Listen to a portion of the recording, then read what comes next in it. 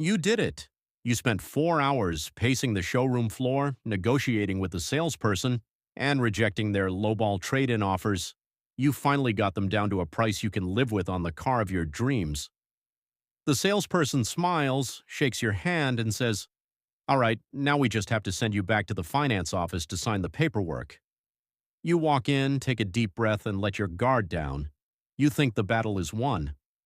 The F&I, Finance and Insurance, manager, let's call him the finance guy, is friendly. He offers you a bottle of water, asks about your kids, and makes you feel like you've just entered a safe haven of financial advice. But here is the dealer math reality. You are not in a safe haven. You have just entered the highest profit room in the entire dealership. The finance guy is not your friend. He is not a financial advisor. He is the most elite, highly trained, and highest paid salesperson at the dealership. And if you let your guard down now, he is about to extract thousands of dollars of pure profit from your pocket in less than 30 minutes. Today, we are exposing exactly what happens behind that closed door, breaking down the dirty math of the F&I office, and showing you how to defend yourself from their most lucrative tricks. Let's start with the most invisible and expensive trick in their playbook, interest rate markup, often called dealer reserve or finance reserve. When you apply for financing through a dealership, they don't actually lend you the money. They send your credit application to several banks. Let's say a bank looks at your excellent credit score and approves you for a car loan at an 8.87% interest rate. This is called the buy rate. That is the actual cost of money for your risk profile. But does the finance guy hand you a contract at 8.87%? Almost never. Instead, they tell you, "Great news, we got you approved at 11.37%. That extra 2.5% is the dealer reserve.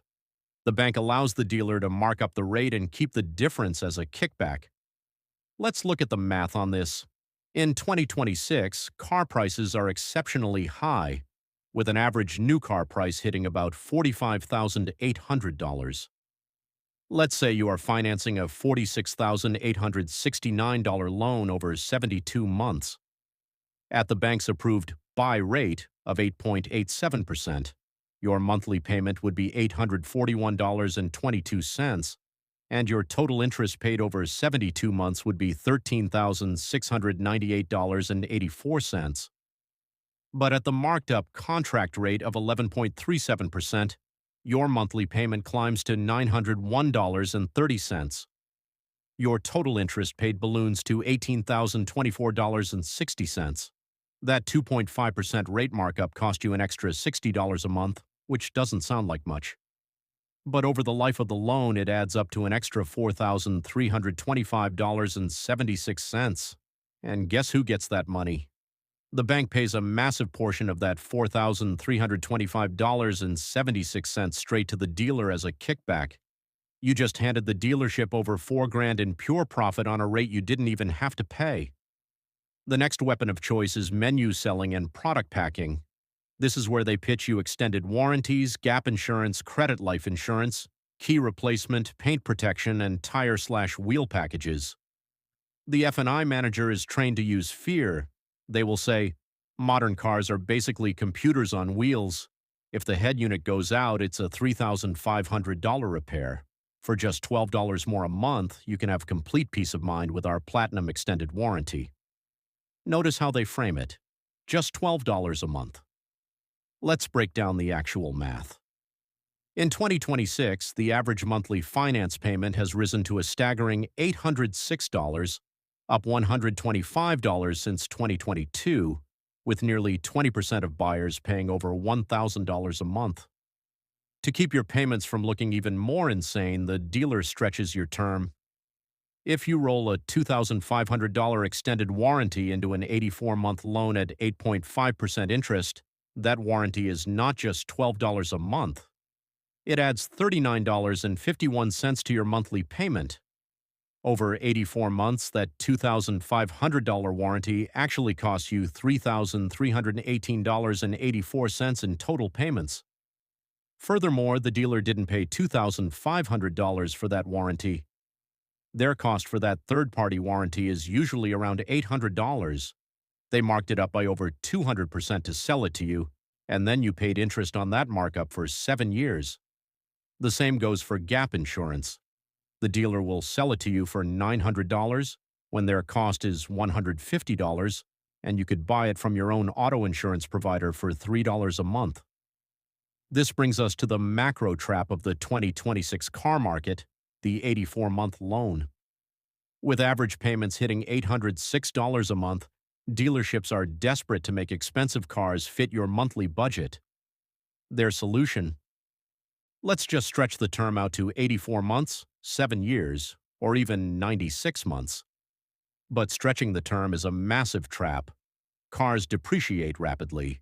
By taking a 7-year loan, you pay almost entirely interest for the first 3 years, while the car's value plummets.